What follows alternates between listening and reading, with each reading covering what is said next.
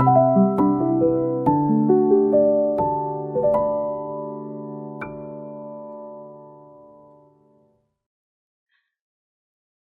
wrote this script many weeks ago, but I can tell you right now, at this very moment, I have been frustrated with at least one friend in at least one incident this week over the fact that they just. And if you know me, my response is to always loudly exclaim, "Be so for real!"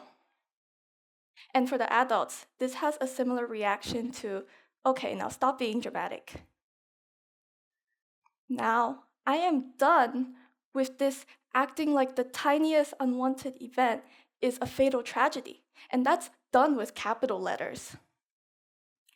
I am here, you are forced to listen to me, and I'm gonna tell you once and for all that you are meant to fail. We've all heard of the phrase, "You need to fail to succeed." And honestly, I feel like it's becoming less effective since it's something we just shrug at because we hear it so often. It's like, yeah, we need to fail because it teaches us valuable lessons that will help us succeed in the future.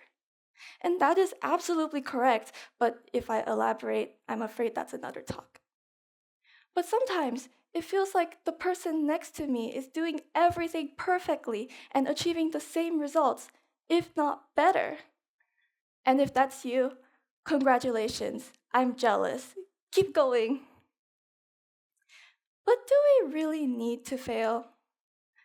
As much as I want to tell you that you're capable of being perfect, no one was even made to be. What is considered perfect is pretty subjective, but I think we can all agree on a general consensus for now. So let's say to be perfect would be to be able to live in an ideal world where you are free of faults and flaws. So anything you try to achieve, you will definitely achieve it. You want it, you got it. Your life, 100% positive trajectory with absolutely no difficulty. Perfect definition, right? Yeah, I know, you don't need to clap yet. Now I will ask a less objective question. What are we made of?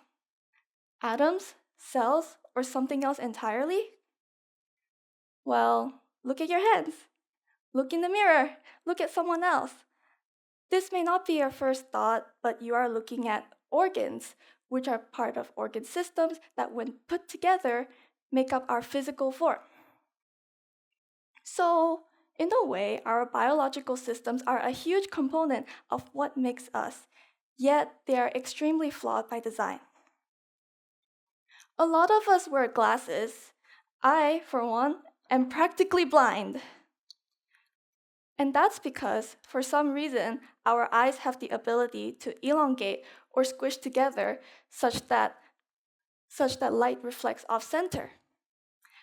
Our brain has 8 bones aimed to protect it, but the parts where they join together are actually considered weak spots. A major weak spot is actually right above our temple, where 4 of those bones join together. So actually, your brain is only conditionally protected. And speaking of the brain, what holds it upright? For something so heavy and important, surely it must be something strong, right? Oh, man, I think even coconut trees have more support than that.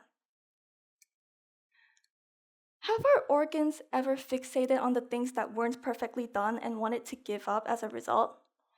I sure hope not. Even though our eyes have a chance of going blurry, at least we have our field of vision to make up for it. Because guess what? What one eye can see, the other usually can. Sorry, Mike Wazowski. And under all those weak spots, we actually have 3 layers under our skull that are supposed to absorb impact and protect our brain from even getting scratched at all. For example, the topmost layer, the dura mater, is so hard to break that it's actually considered stronger than concrete. But please don't try that at home.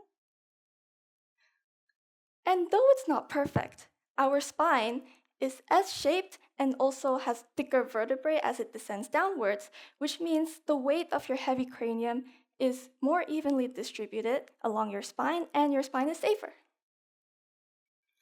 Now, let's look at the bigger picture.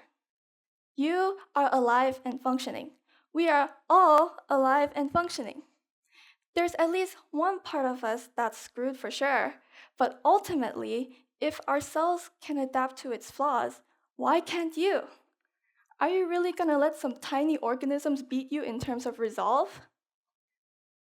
It sounds harsh, yes, but how much harsher is it really gonna be for you if you can't accept the unchangeable past and move on for the future?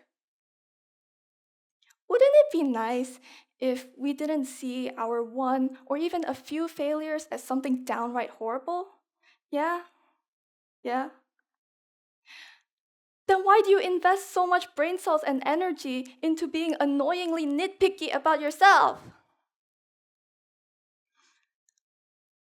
As a friend, student, or some random person on stage, neither your biggest critic, the person you think is doing perfectly fine, that greater authority figure deciding on your future, or you are an exception. Unless you're not human, unless we have something else undercover here. The main point is, please remember that you are literally made to go through things and get over it, whether that means you adapt to it like your spine, or you do something else entirely, like your eyes. Okay, so something happened, or you realized something, or you got reminded of something. As a human with the physical and mental capabilities of one, what are you gonna do about it? If there's one question out of so many that I want you to remember today, it's just that. What are you going to do about it? Thank you.